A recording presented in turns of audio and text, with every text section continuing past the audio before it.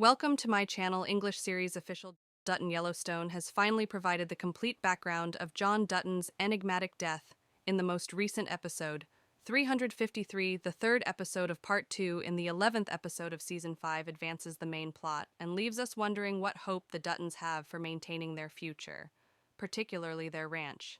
This week's episode is packed with content, so let's dive right in and continue to enjoy Taylor Sheridan's flagship Paramount drama. 353 follows up to its name and takes a considerably darker turn after first flashing back to the conclusion of Beth's time in Texas with Rip, and then showcasing the house that Casey, Monica, and Tate had all created together.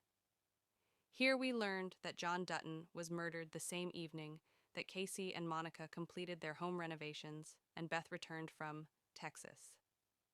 We see three assassins enter the governor's mansion, sedate him using military-grade techniques and tools.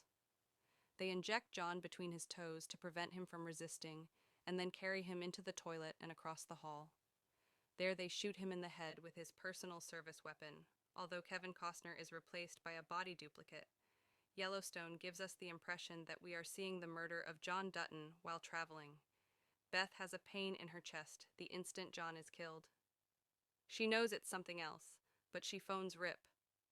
Similarly, Casey is awakened from his slumber by a nightmare, and shortly after he receives a call from the Helena Police Department, Yellowstone, then returns to the present as Jamie and Senator Linnell Perry still mourn John's death after catching us up on the history in the hopes that he will withdraw the conservation trust that John had the Dutton land placed in. Jamie consents to meet with the incoming governor Stephen Rawlings in addition to agreeing.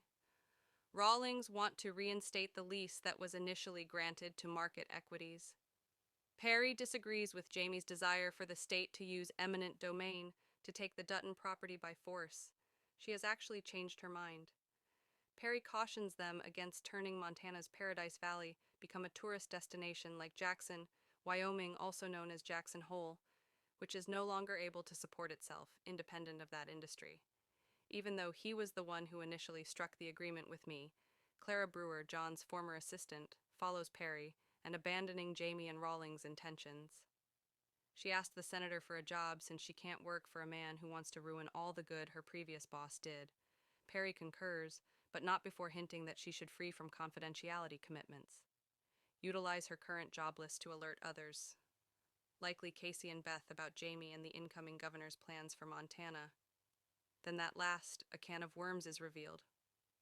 When Casey gets to the morgue, he demands to view the body and the report because he is eager to discover what truly happened to his father. After reading it, he asks Detective Dillard for a toxicological report in front of him. Casey coerces medical examiner Janice Everly, played by Vanessa Shaw, into conducting a fresh autopsy. When she does, she notices that John has bruises on his calves, indentations on his back, and abrasions on his toes.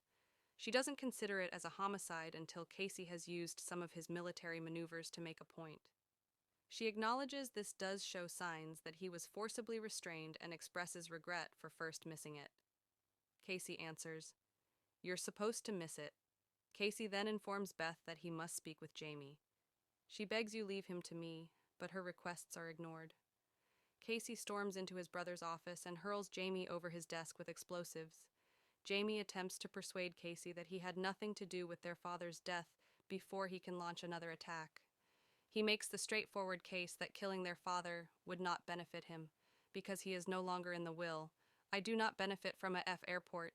He says you benefit, which means the ranch benefits, your son gains." Jamie goes on to say that he was equally as surprised to learn of what had occurred. "I don't have anyone to share my grief with. I don't have family anymore. I can have anyone." He wails. He acknowledges that Beth has poisoned them against one another, but he ignores the repercussions of his own behavior. Unfortunately, he is correct. He makes one more attempt to persuade Casey that selling a portion of the land would be the best course of action, pointing out that doing otherwise would eliminate the Dutton Lee.